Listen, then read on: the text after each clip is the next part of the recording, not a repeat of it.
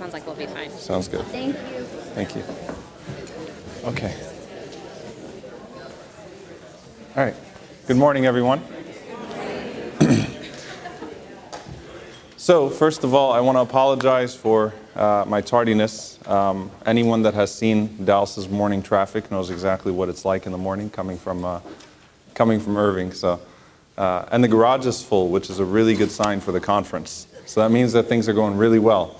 Either that or there are a lot of people that are staying at this hotel tonight. So I want to begin by expressing my gratitude to the organization because of the amazing work that everyone is doing here. And just looking at the program is quite overwhelming to see the amount of talent and the amount of people that are working in helping women that are being battered in various contexts. So I'm grateful to the conference. I'm grateful to all of the practitioners in here, all of the advocates, and I appreciate the opportunity to speak to you, and I appreciate you being here this early in the morning to listen to me speak to you about this subject. There's a PDF, which is a document, which is a publication that my institute, Yaqeen Institute for Islamic Research, made particularly for this presentation to give you an overview of how both Islam views violence against women, but some of the particular considerations and sort of how this subject becomes lost in bigger trends and the and the politicizing of this subject makes it very difficult to have honest conversations about this in a practical way or in a helpful way. So is anyone able to locate that document? You guys are able to locate it. Okay, great. So I'll just give you, I'm not going to go through the whole thing for this presentation because I'd like to have plenty of time for questions and answers. I'll give you an overview of what it looks like and what you'll find in there. It's authored by 3 co-authors. Dalia Mugahed writes the foreword, and she speaks about some important considerations when discussing the topic of honor killings or violence against women and how we often make this subject exclusive to the Muslim community in many ways with certain terms. So the use of terminology becoming very dangerous and actually identifying the true dangers that face the Muslim community and that face society as a whole. And she makes it a point to say that, if you look at some of the recent studies, and she's the director of research at Institute for Social Policy and Understanding, they ran a large study on the Muslim community, particularly here in the United States, and they found that domestic violence in the Muslim community is slightly less than it is in our American society as a whole. However, it's not that far off. So it's actually very close to being the average of what's being reported in the United States as a whole. But she said one thing that makes the Muslim community different is that people often go to their religious leaders, their faith leaders first, their community leaders first. So the likelihood of a person that is suffering from domestic violence in the Muslim community to go to their imam, to go to their religious leader, to go to a counselor within the faith community is far greater than other communities. And there are many reasons for that, which I'll talk about, but that's probably the main point that I'm going to focus on. And I'm sitting on a panel at 1 p.m. where we're an interfaith panel where we're talking about some of the unique considerations to our religious communities. But that's a very important point that I want to focus on. The second portion is authored by Tasneem Al-Qiq, who's a fellow at our institute. She's from Georgetown University, and she writes about Islamic perspectives on domestic violence historically. So going through sort of how the law has operated, both within pre-modern law and how classical scholarship has viewed domestic violence in Islam. So going through some of the controversial texts that are often used to either portray Islam as being a religion that sanctions violence towards women, or that people will manipulate and use to actually justify their usage of violence towards women. So some particular texts there and some of the nuances.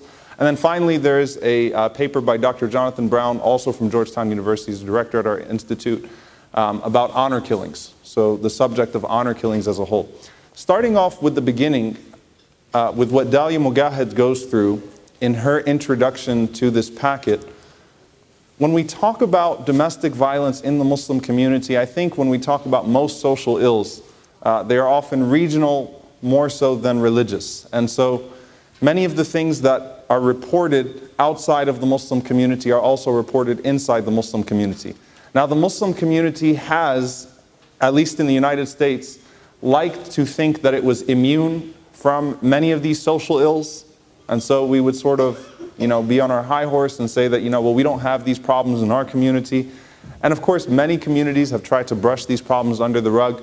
But in recent years, I'd say in the last 5 years in particular, there has been an increased effort to sort of amplify the voices of those that have silently been abused, not just in the Muslim community, but in our general community as well.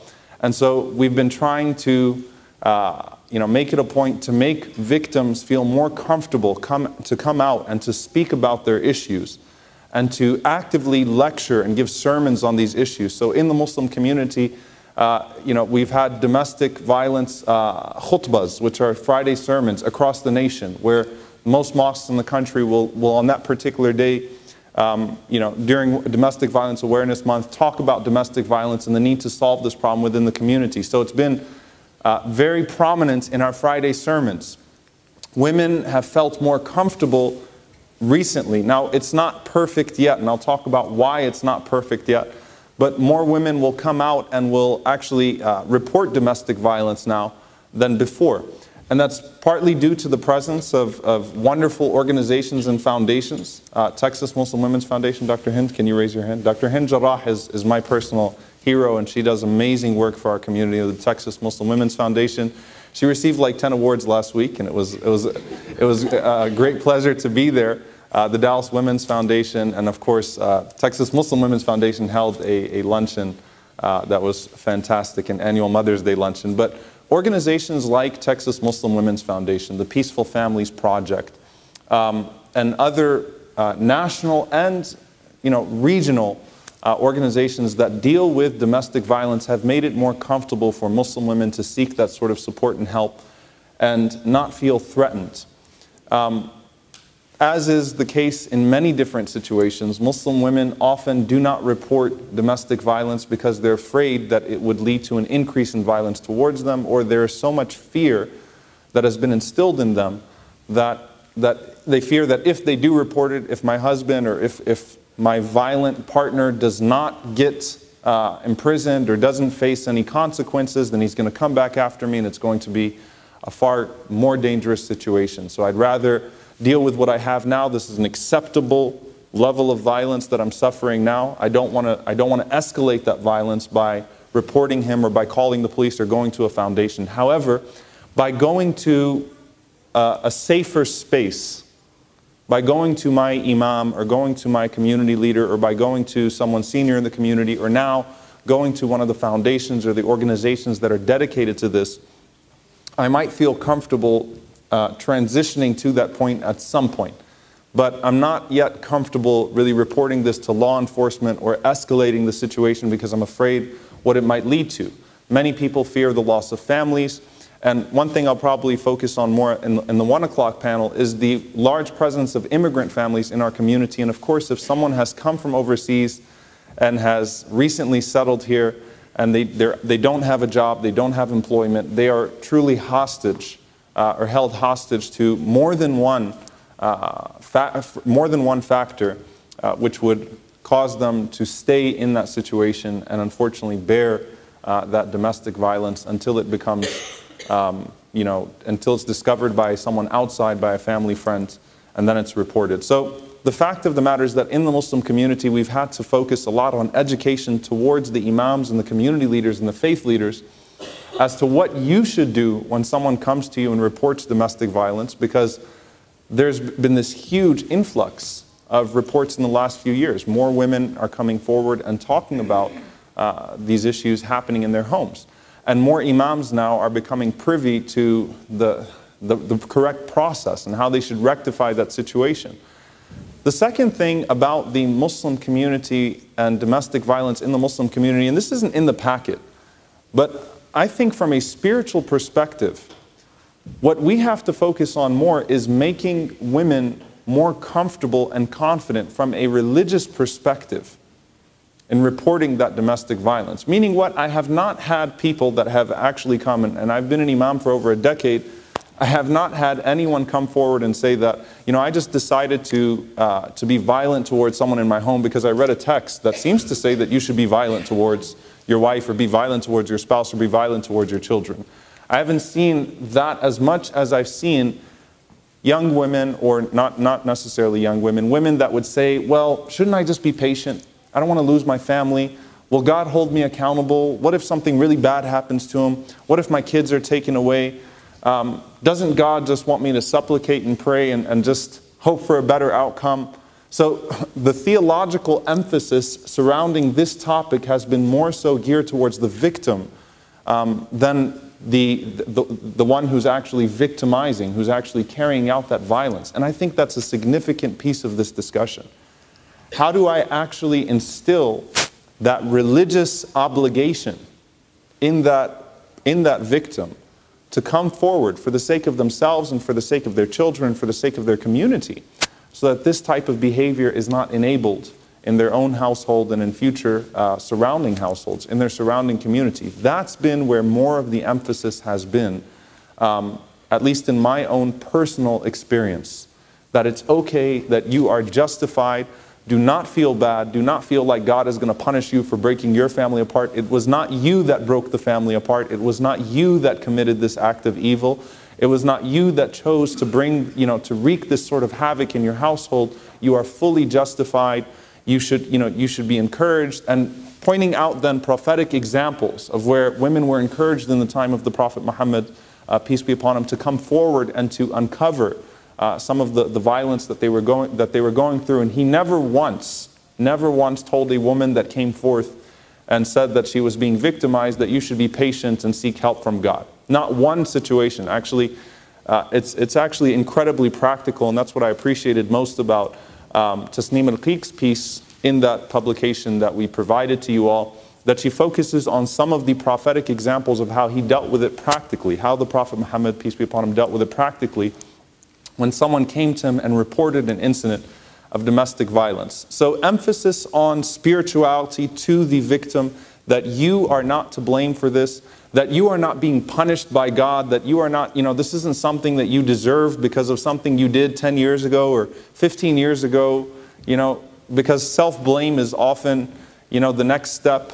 Well, what did I do to deserve this? Maybe I did this, or maybe I did that. Maybe this is some form of karma.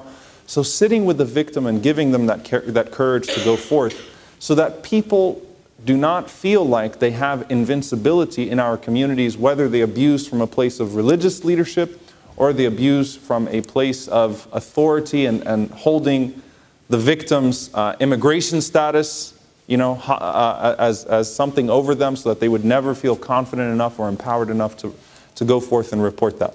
But anyway, Dr. Hind can help with the questions. Hopefully Q&A, you can come up and you can help me with Q&A too. So to talk about that more on a practical level. As for an abuser, as for someone that, the spiritual recommendations or the spiritual counsel to someone that is starting to go down that route, okay?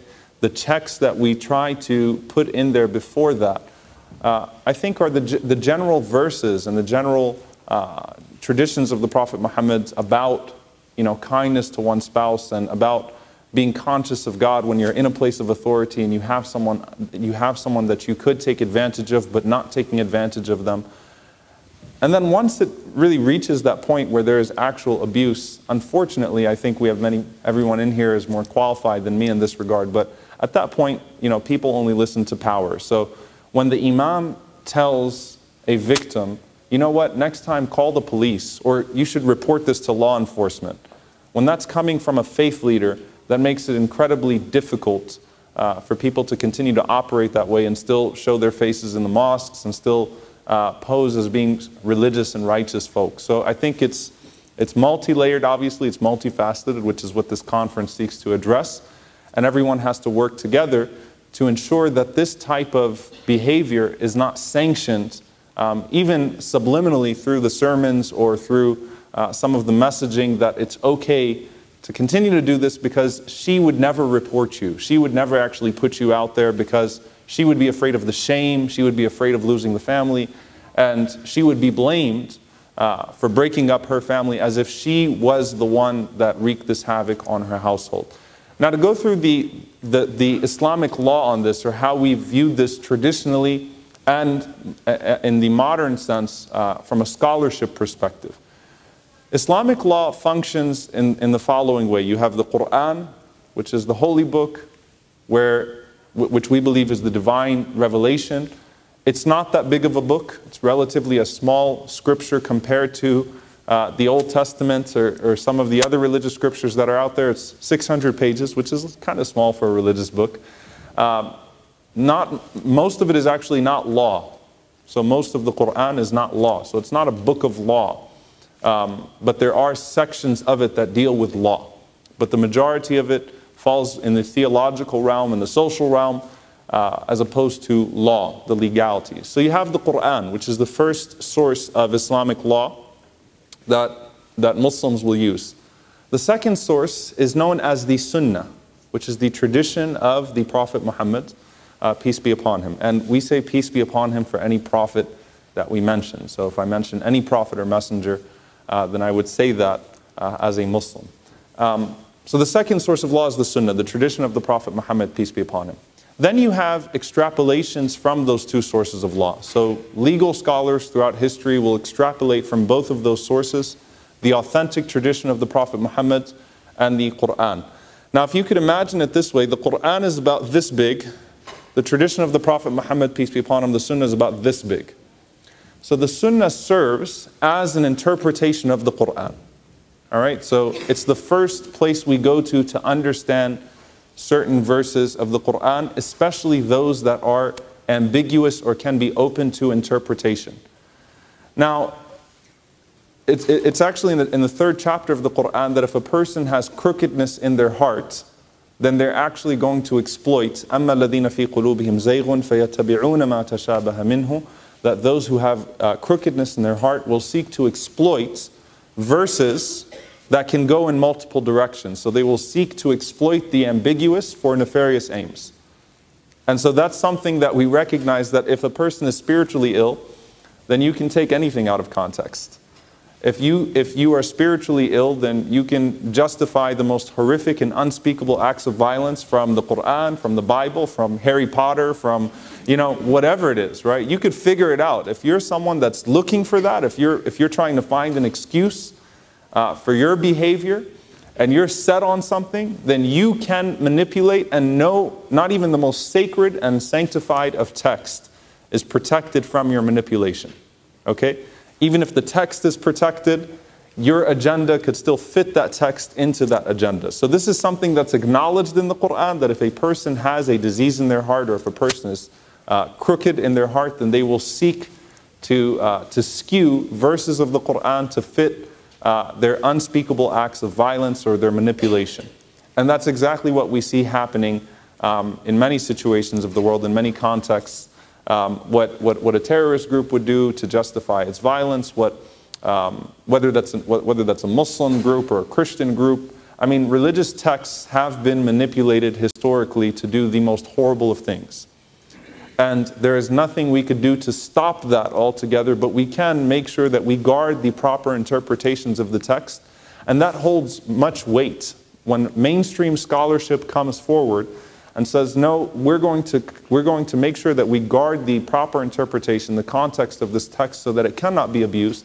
It does hold great weight in our communities. So the Quran is there, and there are some verses that can be interpreted in different ways. The first place that scholars would look to is the practice of the Prophet Muhammad, peace be upon him. In the Quran, verses of marriage are, incredibly compassionate, beautiful. So there is a verse that, and from his signs is that he created for you mates from amongst yourselves, that you may dwell with one another in compassion and love. And in that is a sign for those who reflect. In one verse, God says that they are a garment for you and you are a garment for them. And if you read the interpretations of that verse, a garment is not only there to cover, but is to also beautify. God says about women and men, and for them, meaning women, are rights just like those that are upon them. So due to them are the same as what is upon them. So men and women have to deal with each other in the same way that they would hope to be dealt with the, by the other party. There are many verses of the Quran that talk about the importance of viewing your spouse as not only your partner in this world, but someone that you would hope would be your ticket to the next life as well, to heaven and paradise in the next life as well, so that eternal bliss dwells in the way that you treat one another. Then you move to the sunnah, the tradition of the Prophet Muhammad, peace be upon him. So this is where we have many incidents and many cases and how we're going to deal with domestic violence. So first and foremost, at the bare minimum, there's a clear-cut narration from the wife of the Prophet Muhammad, peace be upon him, that he never once struck a woman, he never once struck a child, he never sanctioned that type of behavior. So he himself never allowed for that to happen in his own household. Then you go to some of the other texts. Well, what if there is a person in the community that is violent and people aren't necessarily aware of that? So in many religious communities, there's this idea of trying to maintain the image, trying not to allow for the ugliness that could be taking place under the veils of religiosity to be exposed by anyone. So what does he do, for example, when a woman comes to him and asks his advice to marry a certain man who apparently was guilty of domestic violence in the past, was someone that was an abuser in the past? He actually tells her. So a woman comes to him and confides in him and says, what do you think of this person? His name was Muawiyah. What do you think of this person for marriage? So the Prophet Muhammad responds and says, well, he always carries a stick on his shoulder, so you should probably stay away from him. So he actively warns against this person that is guilty of domestic violence, because what can happen in many communities, in many contexts, is that a person will seemingly on the outside peacefully part from their spouse, and the next thing you know, they're going to move on and get into another relationship where they'll be guilty of the same things that they were in their previous relationships. So this idea of actively warning about someone or actively trying to caution the community and protect other people from being abused by those that are abusers or that have been abusers in the past. Also the idea of a woman coming to the Prophet Muhammad and complaining about religious abuse. So there are two, we know now in our more nuanced realms that there are different forms of abuse, and so when we speak about many of the different layers of abuse today, we go far beyond just physical abuse. So there are many different incidents and contexts that we can draw inspiration from. And this is actually, to me, the most powerful one that I will frequently invoke in my sermons, that there was a woman that came to the Prophet Muhammad and complained to him that her husband was being verbally abusive and that he was pronouncing this strange practice, this Arabian practice, which was called dhihar on her. So dhihar was basically to tell your spouse that you, to me, are like my mother, which means that I'm not going to give you the rights of a wife, I'm not going to be intimate with you, I'm not going to treat you well, or I don't have to treat you in a certain way, but you don't really know if you're married or you're divorced. So it was an ancient practice, silly practice, all right? That people would do, that Islam actually prohibited. It was one of the cultural practices of the Arabs that Islam prohibited. But this woman came pleading to the Prophet Muhammad about her situation, and there's actually an entire chapter of the Quran that comes down, and the chapter is called The Woman Who Pleads. So the name of the chapter is Al-Mujadila, which means the woman who pleads. And it starts off with, God has heard the voice of, or the complaint of the woman who came to you complaining about her husband. God heard her. And it's really, this is something that the vast majority of Muslims don't know. So I do this every time I go to any Muslim community. There's only one chapter in the Quran where the name of God is mentioned in every single verse. Okay? And it's actually this one. So out of every chapter in the Quran, the name God is not said in every verse except in this chapter. And so the way we would address that is that it was a means of, as many scholars in the past have extrapolated, it was a means of God saying that He heard that woman even if no one else was hearing her. And so if God hears her, then who are you not to hear her complaints? So God using His name in every single verse in the chapter of the woman who pleads is a sign that God is with this woman who pleads. She was not condemned, she was not admonished, she was not dismissed. So this is an example of where no physical abuse was related, but at the same time, a woman comes pleading to the Prophet Muhammad about mistreatment, and an entire chapter of the Quran is the response to this one woman. And it's interesting because about 30 years later, she was a very old woman at that point, and she calls out to the Caliph, who was the leader of the Muslims at the time, Omar. He was the second successor to the Prophet Muhammad, peace be upon him. And she calls out to him and she says that, I remember you when you were a little kid and you used to go around and raise sheep in the marketplace of Mecca. And she warns him to be mindful of God and everything that he does. And she's being kind of harsh with him. So Omar starts to cry. And some of the people say to her, they say, why are you doing that to him? What did he do? He did nothing to deserve that. Why are you putting him in that situation? And he says, be quiet. He says, because this is the woman that God responded to from above 7 heavens. So no one respond to her. No one say anything back to her. She has full right to complain and to plead her case and to say what she wants to say. So this idea of a woman coming and not being dismissed for her complaints, even though there was no physical abuse, because unfortunately that has often been, in fact, throughout history, it has usually been the benchmark for how we judge abuse, purely in the physical realm. He also said, do not, so there's a saying, a tradition from the Prophet Muhammad in the authentic Sunnah, where he says that only a noble man honors his wife and only a disgraceful man disgraces her. Another tradition where he says, the best of you are those who are best to their wives. And he actually said that multiple times, the best of you are those who are best to their wives. He said, do not hit her, do not disgrace her, and do not belittle her. So when he was talking about the rights of a woman on her spouse. So belittling, I think, is an important word here, because the scholars even historically define that as emotional abuse. So to belittle someone, to put her down, is also sinful and is a crime. And his dying words were actually, hold on to your prayers and treat your women well. So these were his dying words and his last will. Even with his last breaths, he says, as-salatu as-salah wastawsu bin-nisa'i khayra, which means hold on to your prayers and treat your women well.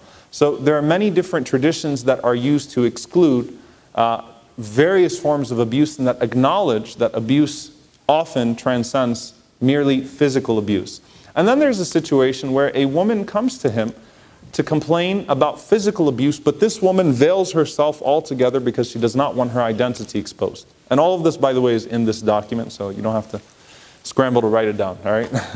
I'm just picking and choosing what to talk about from it for the sake of time. But there's a woman who comes to the Prophet Muhammad and complains that she's being beaten by her husband, but she keeps herself entirely veiled because she doesn't want her identity being exposed. And so because of that, he says to her, go back to your husband and tell him that you are under the protection of the Messenger of God. Tell him that you're under my protection. So she goes back and tells him that, and her husband didn't believe her. So she comes back to him and she tells him that he didn't believe me. What do I do? She's still unwilling to reveal her identity. So he cuts off the sleeve of his shirt and he hands it to her and says, go back to him and tell him that you're under my protection. I mean, if he didn't believe you the first time, then maybe he'll believe you now, if you have a piece of my shirt. So she goes back and she tells him that I'm under his protection, and he once again becomes abusive. He doesn't believe her. So when she comes back and she tells him, he then starts to pray against the man that was abusing his wife in this situation, the woman that was complaining to him. And he takes up her case and says that you will reside under my protection. And he prays against this man that was beating his wife. So this is, something that we often would use when we're talking to religious leaders, that look, not only did he not turn away, but he actively took interest in this woman's case. He actively supported her in any way that he could. So it's important for us not just to simply say this is wrong, but to actually protect and to make sure that, that women who are in this situation feel like they're supported by their community leaders and supported by their faith leaders as they go through this ordeal. Now, there's a section in there called the controversial verse. The controversial verse, as I said, those who have diseases in their heart, it's fully acknowledged in the Quran, will happily manipulate text to fit their goals and to fit their aims. So there's a verse in the Quran, it's chapter 4, verse 34, which talks about in that verse, after there are procedures, so the first procedure would be that, to admonish, so to simply express your disappointment and admonishment. And then at some point in the process of divorce, there's a separation of the spouses. And then finally it says, وَضْرِبُوهُنْ. Now, وَضْرِبُوهُنْ can be interpreted as hit, strike. It could be interpreted as violently as you want it to be violent, or as completely divorced from any type of physical contact as you want it to be, because the word daraba is used in the Quran to say strike an example. So it can mean strike an example or strike a person. Throughout the Quran, when the word daraba is used, it's used to mean strike an example. But if I want it to mean strike a person, then I can manipulate that text to allow that option for me, to strike a person. Okay, as opposed to striking an example. Now, if I say strike a person and I go down that route, well, here's the problem. The first place we go to the interpretation of the Quran is the Prophet Muhammad, right? So if he himself never struck a woman, actively condemned domestic violence, actively supported women that were in that situation, then how in the world could you justify that to actually say that abuse was permissible? Okay? So whatever this striking is, it definitely doesn't mean domestic violence. Because to do so would be to negate the entire tradition which actually explains the Quran. There's not a single tradition where he would encourage it. In fact, he says, do not beat the female servants of God. He says, how is it that you're intimate with them one moment, but then you're fine striking them? So this constant condemnation from him, and in his own practice, negating this idea that it becomes okay to be violent towards your spouse, would negate that type of interpretation. However, once again, if a person truly wants to, they can manipulate any text. Now, here's the thing. As is the case with any holy text, all right, and I said that they could be easily manipulated, nobody reads a text and then is inspired by that text to do this. So no one comes up to me as an imam and says, I was reading chapter 4 of the Quran and I said, God is telling me I need to strike my wife. And I really don't want to. But the text is telling me I have to. So I'm just compelled by it. When in probably, the 2,000 or 3,000 times, and Dr. Hind is in the same situation, and other Muslims that are in here that have dealt with the Muslim community, or those that are not Muslim but have dealt with the Muslim community, I have never, not once, had a man say to me when he was caught being abusive towards his spouse, well, the Quran says it's okay. Not once. Not once has he said, well, this is what the Quran says, right? It's first denial, and then if he starts to go through his reasoning as to why he did it, he does not mention the Quran as a justification. Instead, he will say, well, she did this, and she did this, and she did that. So it goes entirely to the other person, and they shift the blame. So I have not once, and I'm being completely honest, not one time has a man used that as a justification, at least with me, to say that it's okay to beat my wife because the Quran says it's okay. Instead, it's always, well, she did this and she did that. And of course, one of the major issues that we have to deal with, and this is what we speak about constantly in our sermons now, and we're focusing on our messaging, particularly towards the young ones, is that nothing deserves that type of response. So it doesn't matter what she did, this is not acceptable. So this idea of what did she do to deserve it, and unfortunately, typically, or not typically, but many times, when a situation arises where this is taking place in the community, the response would be, well, what did she do? Right? Why is this happening? So it's to shift blame, and that's often what is done. And so that's why I said in the very beginning, our job as imams, as faith leaders, is to say that it's unacceptable no matter what it is that she did, which is probably not true anyway, but whatever it is she did, And secondly, that this woman who's been victimized needs to feel empowered enough to come out with her situation, and then the community has to provide protection and support in this situation. And there's precedent in Islamic law, so you can actually go through the Ottoman Empire records and some of the records that are mentioned in the publication that I provided to you, where domestic violence has always actively been punished throughout Islamic history. In fact, verbal abuse, we can find incidents throughout the Ottoman Empire where verbal abuse was punished. Well, what about marital rape? The term marital rape obviously is, I think, from the 1970s. So that concept as a whole, as being called marital rape, is a very new concept to our world. But in Islam, if a person was to forcefully, was to force themselves on their spouses, they also would be punished. That would be punished under domestic violence, under the word darar, which is harm. So it wouldn't be called marital rape because it's a new term.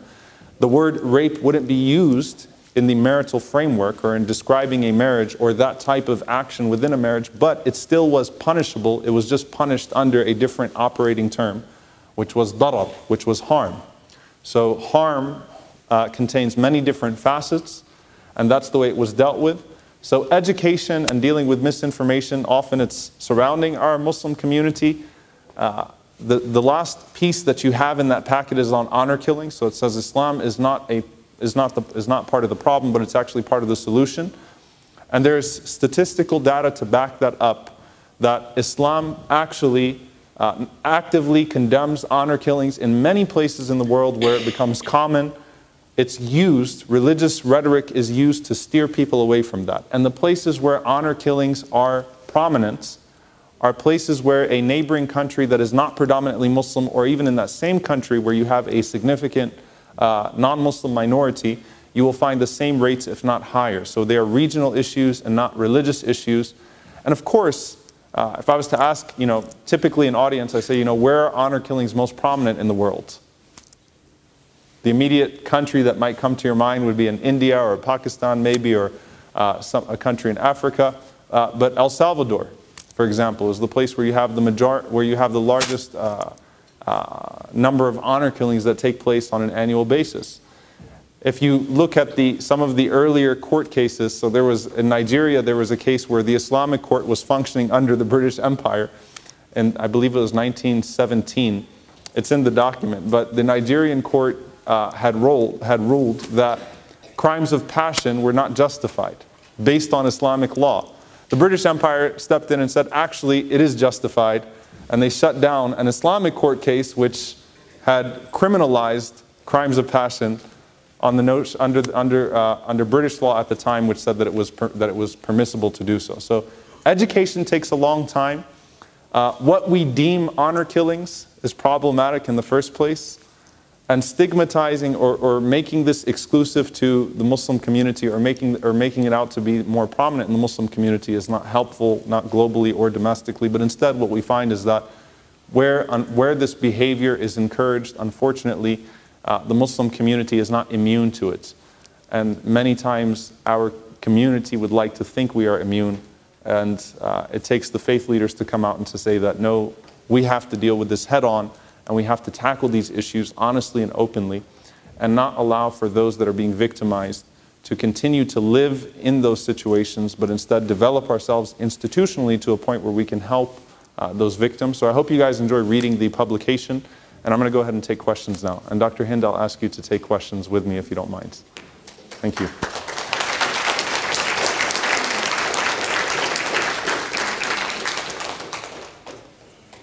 Yes?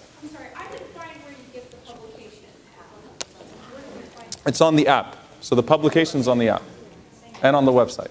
Yeah. All right, questions? Yeah. Good morning. Thank you for Good morning. being here. In my church, if I go to my prayer meeting, there's an expectation that all communications are confidential. Does that exist in Islam? Great point. Is it confidential? It's really interesting because it's not just with the imam that there's a fear on the part of the victim that their confidentiality is going to be compromised, but often, young people would choose not to go to a Muslim counselor within the Muslim community, they would choose instead to go to someone outside the community so that their confidence is not compromised, or their confidentiality is not compromised in that situation. It's a problem, and it depends on the community that you're in, but I think we're getting better. Just generally speaking, the smaller the community, the more likely it is that word is going to get out and word is going to spread. When you're in Texas, where you wouldn't know it, but Texas has the largest number of Muslims in the country. I know it's funny because we also have 10% of the country's hate groups in Texas. So it makes for some fun time, you know, armed protests in front of the mosque and all kinds of stuff like that. But we have many, many mosques in Texas, and so we have a very large community. So I think that the likelihood of a person's, a person's trust being compromised is less likely than it is perhaps, I'm from Louisiana. So in Louisiana and some of those smaller communities in Louisiana, I could see how if you have a mosque where you've got 30, 40 members, it's very difficult at times to keep that, to keep that confidence. But one thing as well, and then Dr. Hind can answer this as well, one thing as well, it also depends on the training of the imam. So just the personal integrity of the imam and the training of the imam. So one of the problems that we have is that in many times the religious congregation is under an unqualified imam, right? Just someone that doesn't have the proper credentials. Theologically sometimes, and other times they are theologically credentialed, but they don't really know how to deal with this situation. And so, we need advocacy groups, and is it called Peaceful Families Project, Dr. Hind? Yeah, Peaceful Families Project conducts like these imam trainings nationwide. So imams also need to understand how to deal with this situation, and that's just part of the growing process. Yeah. I just wanted to add that there is the hadith that you really need not to disgrace your fellow Muslims. Yes. So this is also encouraged. Yes. And in fact, that tradition, I'll repeat the tradition, it can be used in a harmful way and it can be used in a beneficial way. So there's this idea of covering up. So whoever protects the dignity of their brother or sister, God will protect their dignity on the day of judgment. So the problem is that what this tradition actually means is that if a person is going through some personal hardship, or they're committing even major sins on their own that are not harming other people, that a person should not expose their sins, that a person should try to cover up for the shortcomings of others, as long as there are no victims in that situation. But unfortunately, sometimes that tradition would be used to say, hey, look, we shouldn't be talking about this person who was abusive towards their spouse. We shouldn't, we should just kind of keep it under wraps because we don't want to expose them, right? So that's the wrong way to use the tradition, but this tradition is actually, Dr. Hind is mentioning, is used in the positive sense of actually helping your brother or your sister out in humanity, not in Islam, your brother or sister in humanity out, covering up for them, helping them through their hardships without exposing things that would be, that they would not want to be out there. Does that answer your question? Kind of? Yes. Okay, good. Thank you. Yes. Good morning. I would like for you to explain to me, you were talking about the woman that was in danger. Yes. And she went to a religious person in your faith, and he said that to take the cloth. Yes, that's. And the abuse had escalated. Mm-hmm. And then you said that it got back to him. He said that he said to her that she is under His protection. Okay, could you explain to me that did he actually take her out of that environment, or? Okay. So this incident is actually talking about the Prophet Muhammad himself. So the Prophet Muhammad himself, a woman comes to him. So we're talking about 1400 years ago in Arabia. So I'm not sure what the procedure would have been here, but no, honestly, protection, what he means by protection, obviously, is that he will protect her against her abuser. At that point, his identity is revealed. And we don't really, all we really know at that point is that she was under his protection. So the tradition actually goes silent after that. So you said that was 400 years ago? 1400 years ago. Yes. This is the founder of our religion. So it gives us something to go back to as people of tradition, to say, look, this is something that is deeply embedded in our tradition, helping a woman in this situation. Yes. Well, I was going to say to you, I'm from Bermuda. Oh, okay, great. I'm here on the Management Mediation Professional Services. As an evangelist apprentice, I'm learning. Okay. Because my husband had committed suicide. I'm a survivor of that. My cry and plea, what I would like to bring to Bermuda is, and I know they have it out here too, the churches, they do not have a clue, or I should say they don't really have nothing in place when abuse comes knocking at the door. They do not know how to refer to the professionals. It's more to it than let's pray about it. Yes, exactly. We need to have systems and Exactly. things in place. And also, it's a pride thing too.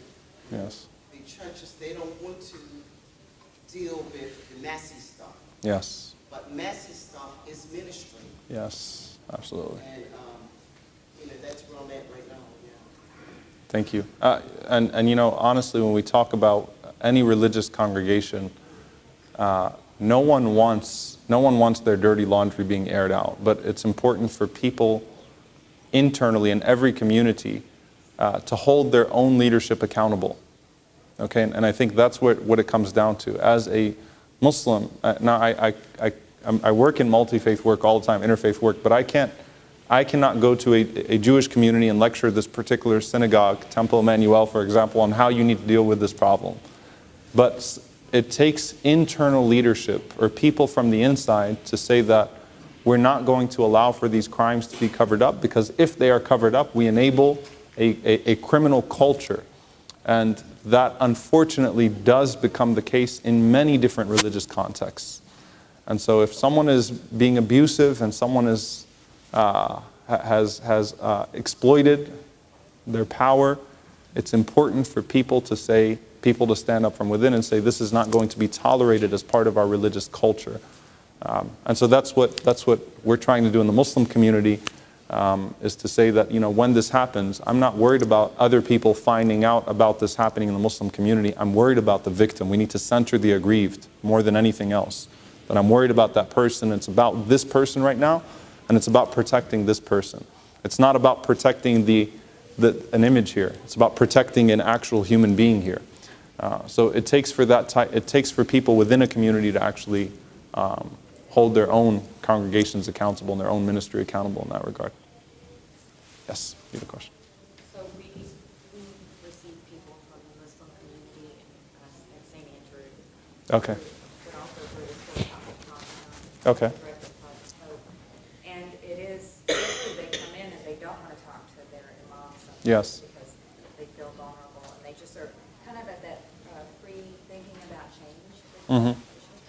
One thing that I notice is that the children, typically it's them seeing the behaviors in their children are the result of abuse, and that's the catalyst for them Yes. wanting to leave. Yes. So this has been wonderful. I mean, amazing. It's something to take back. I want to send your PDF to a couple of ladies. But so how can we help them as they think about their children? That's what Yes. they think they can take it.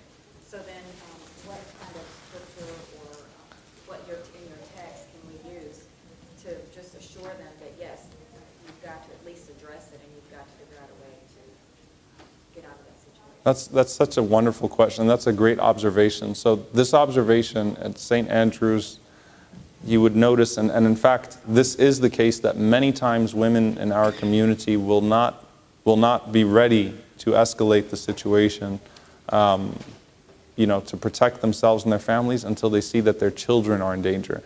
And the reason for that being that most of the time, the reason why women will choose to stay in abusive marriages is because they would say that, well, what about my kids? I don't want my kids to not have a father. I don't want to bring this trauma or visit this trauma upon my children. And that's where we have to sort of show them that, look, it starts with you, but eventually you could move on to this and your children are observing this. And if they are seeing this, then you are opening that door upon them. I actually wrote an article.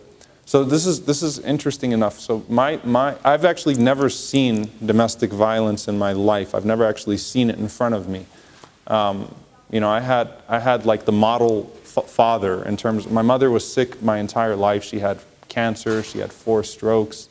And so I saw the model father in taking care of my mom and just always complimenting her and showing that. And it actually gave me a love for my own faith, because he referenced the faith constantly as his reason for how he would treat her, right? And that was noble in me and my brother's eyes, and we'd constantly talk about that. And so I'd actually written an article about that, you know, how what you observe from your parents is going to shape your personality. So even if it doesn't lead to that type of abuse physically, if it doesn't eventually move on to you, but their characters, there's something that's being ingested there, something that's being internalized there. And that article did go pretty far in the Muslim community. It went viral in the Muslim community. And the point that I was making is that the best thing you could do for your children is to treat their mother properly, is to treat their mother with honor. And sort of how that was the best thing my dad ever did for me, was the way that he treated my mother. And so there is no specific religious text about like so specific to say that you should leave a violent situation for the sake of your children. But there are religious texts about the rights of the children upon the parents. And in this situation here, I'm trying to think of one. Her question was, what is some religious text that we can use to say to a woman? No, so a woman who is worried about her children, right, in that situation, worried about protecting her children. Let me get back to you on that. No, I'm serious. Maybe we can email that out. You know, that's actually very powerful. I appreciate that. So. Right. So there's a verse in the Quran which says, "Be upholders of truth and justice, even if it's against yourselves and against your families, and against those that are dearest to you." So to uphold justice in the face of your families, in the face of yourselves, even if you have to. But that's a very interesting. I've never been asked that question, and I think I should write on that, because I think that that's actually, like you had mentioned, rightfully so, that a lot of times it is the children that are that's the catalyst for the next step. Even an article or a takeaway, because of course we can't speak to their faith. That's not. So the article is, it's not Mother's Day or Father's Day, but. So that's the title of the article. It's not Mother's Day or Father's Day, but.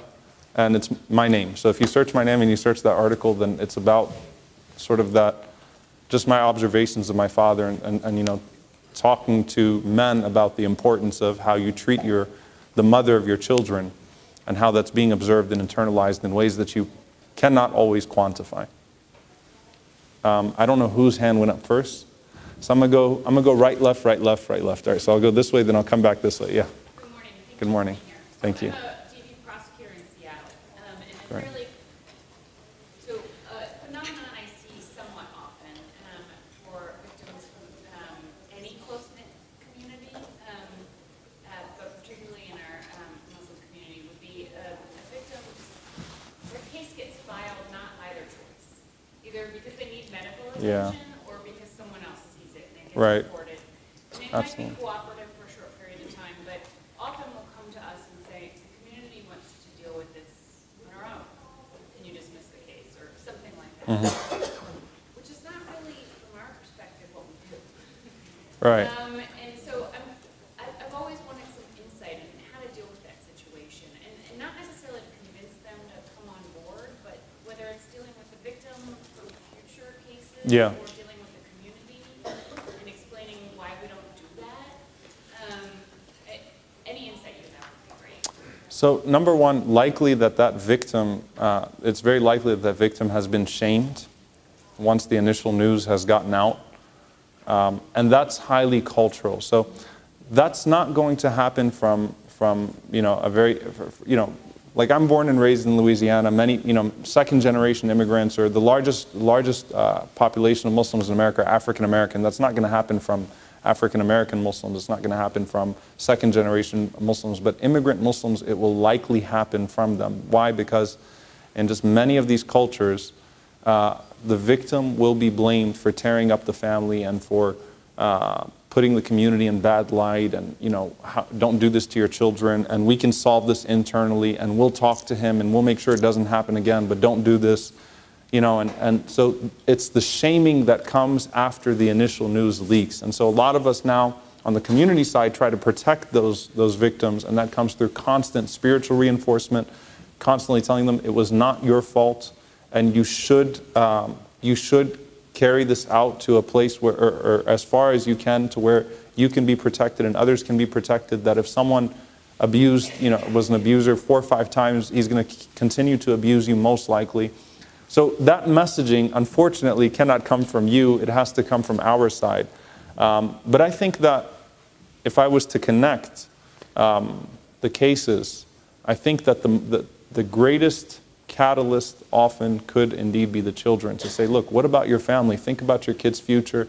Don't worry about what other people are saying to you. This is about protection. This is about your safety. This is about your security. That comes before anything else. Maybe referencing other cases where that approach was taken and it led to adverse circumstances. That's something that I've done, where I said, look, there are other people, not using names, but other people in the same situation that took that approach, and it led to more harm and more abuse. So they just need to see more than anything else, the benefit of taking this as far as they can for the sake of protection, as opposed to burying it under the rug for the sake of, having a more stable social life outside of their households. But Dr. Hindia. If I don't hear very well, but if I heard what you are saying, what we have done a lot of research and study on the issue. And one aspect that is very clear that we have found within our community is, especially after September 11, the community is really not that open to talk about our issues because of fear, again, that Muslims are being blamed and Islam as a violent religion. So anything that comes out is looked upon as you are even putting more dirt on your own community. So that's one element, and especially now with the situation right now, more and more people are afraid to come out and talk because of all the implication of that on the community as a whole. So interestingly enough, that's actually a very important point. A lot of times when victims go to a counselor, or when they go to anyone that they're seeking help from, they can feel the stereotypes coming from that person, that practitioner, and then they're suddenly forced into a position of defense. Like, I need to defend my religion or defend all these misconceptions that you've projected on my community. And in a way, because of the way that certain media outlets will celebrate bad news out of the Muslim community, I mean, will actively celebrate anything that can portray the Muslim community in a negative light, that makes the community as a whole less safe. So it's sort of like, look, we're going to be put under greater pressure, greater anxiety if this comes out in that way. So that is especially now, hate crimes against the Muslim community have gone up. I mean, we're only in May of 2017, and we've already surpassed 2016's entire total, and we had already been a community.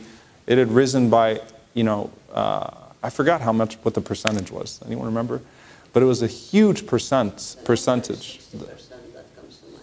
Yeah, 60%. But it was a huge uptick in hate crimes towards the Muslim community. So it's like, you know what? We don't need any more bad press. We got enough bad press as a community, so we don't need anyone to come and exploit the situation and say honor killing takes place, or this person abuses in the name of Sharia, because what's going to happen is that this person who doesn't go to the mosque, who's not active at all, who's not even a religious person, who happens to have a Muslim name, that gets caught in a domestic violence situation, somehow someone's going to go online and find him on Twitter wearing like a some sort of like a traditional garb and put it out there, like Muslim man gets caught beating his wife with this. And that type of press just makes it really hard, or makes it easy for other community members to say, don't put that out there, we can't afford that type of bad press. All right, I'm going to go this way now. Yeah. So my name is Shaikh, and I'm a prosecutor in Brooklyn, New York, and we have a huge Muslim community Yeah. in New York City.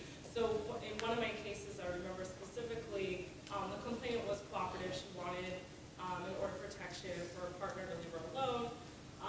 But something that was happening that I couldn't really do anything about as a prosecutor, directly to her, or messages through other people to get to her, that I could prosecute as a violation of the order of protection. So I couldn't do anything about it in terms of it being a crime. But she would call me and tell me this, and I would, try to just advise her as to what her options are within our system. But I was wondering if you had any sort of ideas about other responses that I can give her that could actually be helpful, as opposed to me just providing information as, if he says, go tell her that I said A, B, or C, then that's a violation, you can make a report. I try to give more than just, do you understand what I'm trying to So I understand the problem, which is that, the shaming that takes place afterwards. But as a prosecutor, I'm wondering what direction you can give her. I would say that many situations, and this is again my response, and I'll open it up to our practitioners to actually say this as well. But you have a situation where you have an immigrant woman that does not know her rights, does not even know how to begin to navigate this legal system.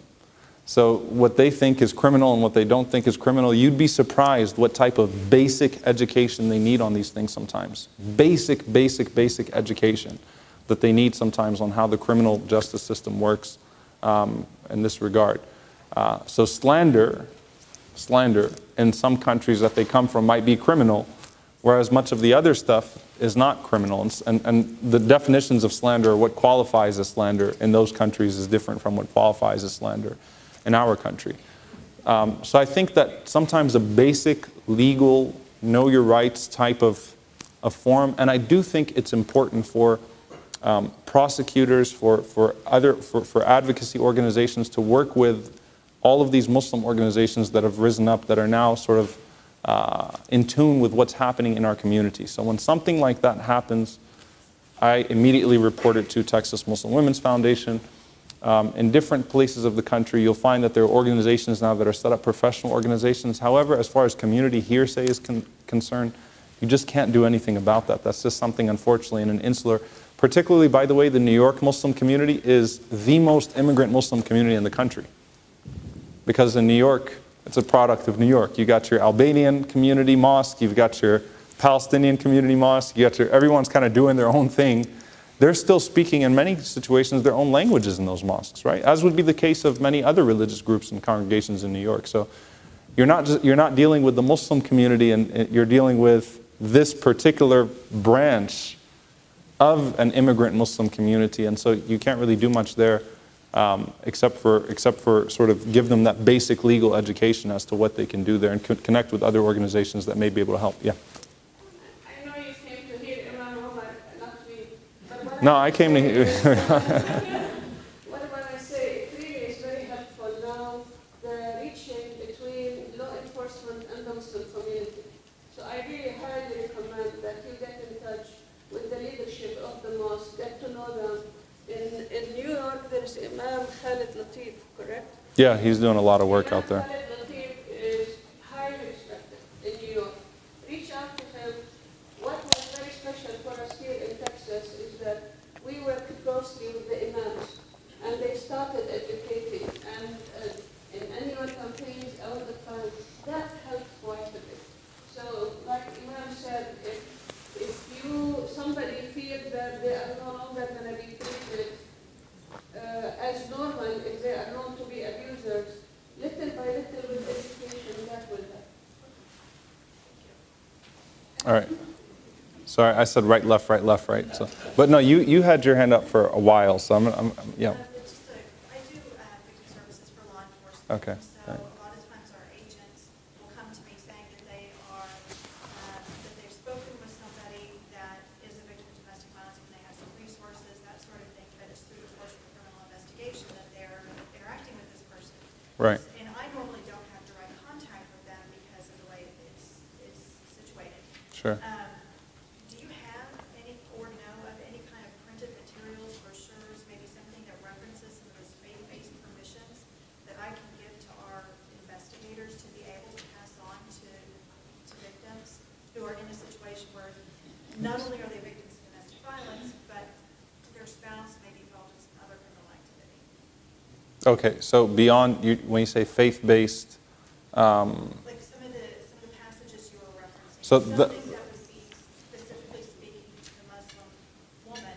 Got you. Needing a little bit of extra permission to make the Okay, situation. okay. So the packet, the PDF is there, but it's not directed towards the Muslim woman who's in that situation. Dr. Hind, you got something? We prepared a booklet about domestic violence. We have a booklet, I will give it to you. It's supposed to be given to victims. We have it in Arabic, Urdu, and English. And it talks, if you are a victim of domestic violence, it quotes one of the verses, and it tells every time that people approach you what you can do, and talks about why she may not come out and why the community may not believe that this is domestic violence. So I have it in Arabic, like I said, Urdu. It's a beginner, but I also can give you my card. Please call on us. We will be more than glad to come and help. In fact, we are one of 7 agencies in the nation that were asked to do trauma-informed, evidence-based work on culturally sensitive services to document the fact that you really need cultural understanding, spiritual understanding to be effective in the community. Feel free to call on us. We'll be glad to help any way we can. And the other thing that what Imam Omar is saying, within the nation now, we have this awareness about domestic violence. And many national organizations are training imams on how to prepare for domestic violence. What is a situation of domestic violence versus what's a normal disagreement between husband and wife? So we have that material. I'll be glad to share it. I'll be glad to give you my card. And what I'm going to do, I'm going to actually, on the PDF that you guys have there, I'm going to attach at the back of it resources and make sure that's emailed out to everybody. So I'll talk to Brooke about that. And okay, good. That made you guys happy. All right. All right. So Texas Muslim Women's Foundation will be at the top too, and we'll put some of the resources there as well. All right. This side, yeah. Okay. I'm a police detective with St. Louis County in St. Louis, Missouri. All right. Earlier you were talking about if a victim comes to their mom and explains that there's a domestic violence situation or abusive situation. I think you answered part of the question with,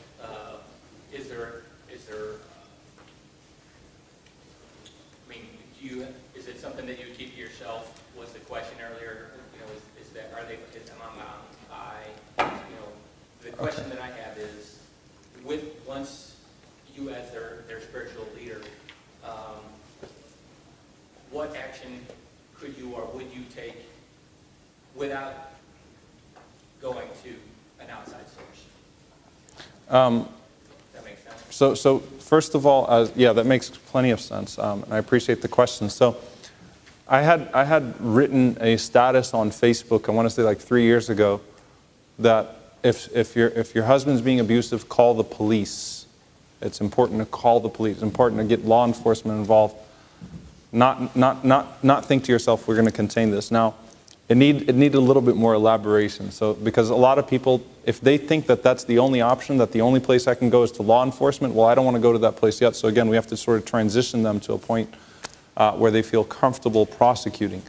As an imam, the imams need to be educated, as Dr. Hind mentioned, as to what domestic violence is and what's a normal disagreement. At what point they need to know when to call the police. Since we have an unusual number of people that come to us as opposed to other faith communities, then the education needs to be that much stronger for imams. So that's sort of why we're working in that direction, as to educate imams as to when they need to involve other agencies and to involve law enforcement. But I can tell you this, that if there's a situation where, where safety and security is involved, I'm encouraged by the fact that I think the vast majority of imams now know that's really, there are other red flags or there are other red lines, but that's a serious red line that you automatically know to involve your law enforcement. That's why it's important to build those relationships between, across the board. If there's suspicion and hesitation, and if I think that this person, like we have a situation where the Denton County Sheriff wrote like horrible Islamophobic material on his Facebook page. So if I'm an imam, I'm not going to report anything to that guy, right? I'm afraid of that, of getting him involved in anything, because again, it's going to endanger the community as a whole. So it's important to build those relationships between law enforcement, the Muslim community, and at all different levels in both directions. Just a little more specifically, before you get to that level, yeah, where you feel like you need, as the okay, spiritual leader, where you need to step outside, what action would you would normally be taken to try to address it within, just as an idea? Oh, okay. So what action do we try to usually, how do we address it within? If it's someone that's a practicing Muslim, someone that comes to the mosque, someone that's known to the imam, if we think that that's the most effective way that the imam himself will actually talk to that person because he knows him, then we try that. I can tell you that usually that's not the case, meaning usually the people that are doing this are not regular mosque goers, but we do have people that are regular mosque goers, and we do have people even in religious leadership sometimes, which makes it very awkward. So if an imam himself can reach out to that person, if he's trained and qualified to talk to that person, then he does so. If that person is going to respond to religious language, then that's the first step. If it's, to say, listen, you need to know that what you are doing is beyond what's acceptable, and to almost instill a sense of fear from a religious perspective that you cannot do this.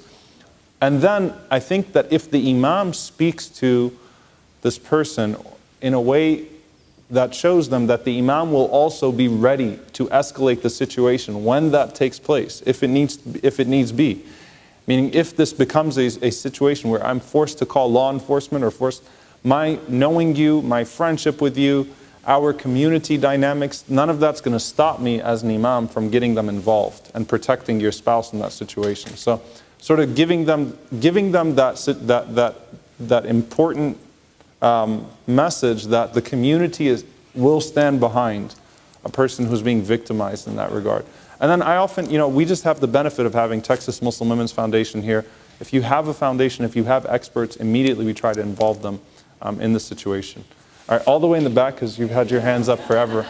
I'm sorry. All three of us kind of have the same question. Okay, great. So, as a first responder, 5 minutes, sorry. I'm a service advocate, but I respond with the officers at the time. Yes. The majority of my calls, the victim is not the one that's called, it's a neighbor or somebody else. Yes, okay. What are some important initial things that we can do to maybe engage them more in the process, or to help them, besides explaining the legal process and things that would help that victim maybe reach out to their imam, or reach out to people within their community, or even within the outside community to get them help?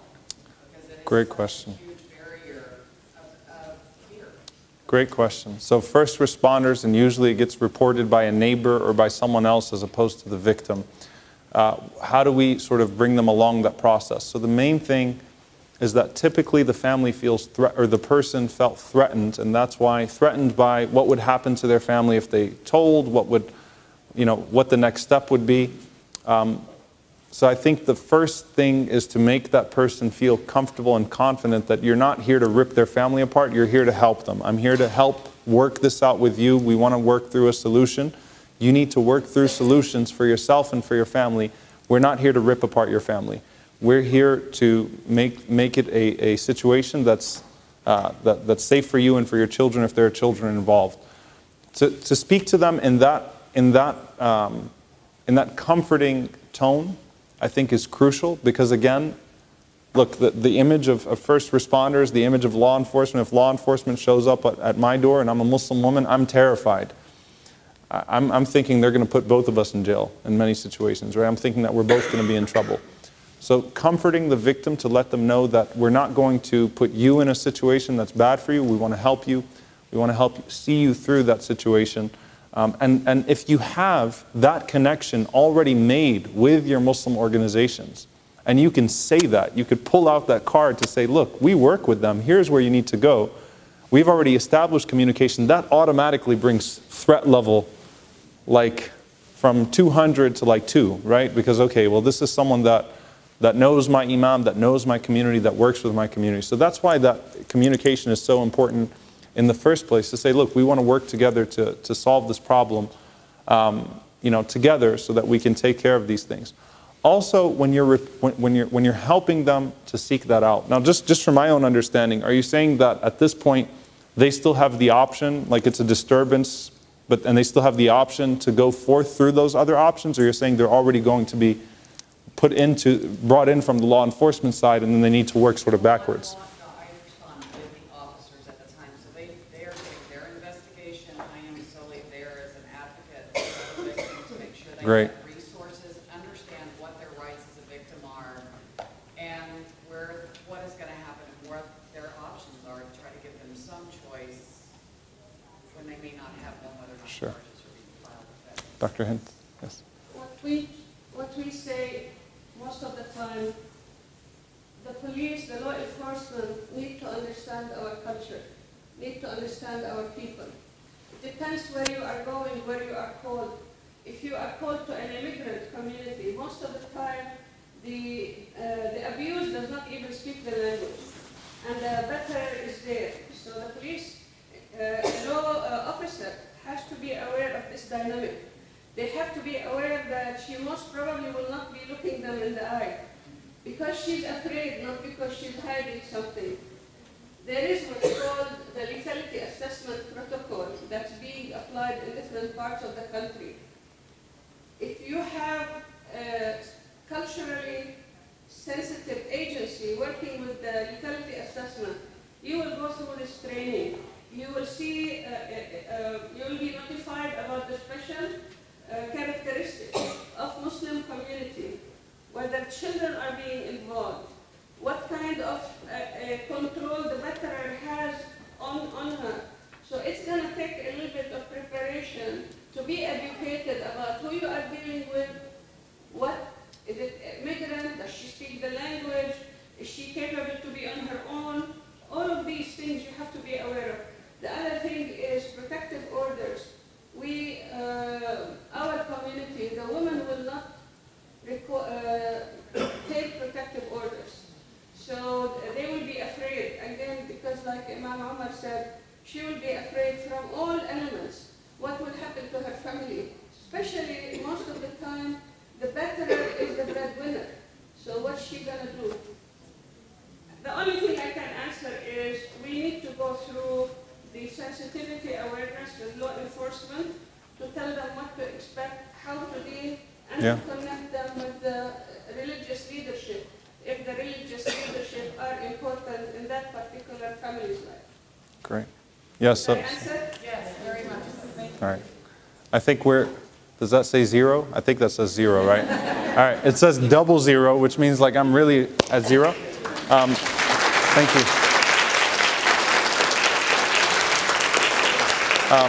I'm still happy to answer your questions personally outside. Thank you all for coming and attending. I appreciate you. Bye-bye.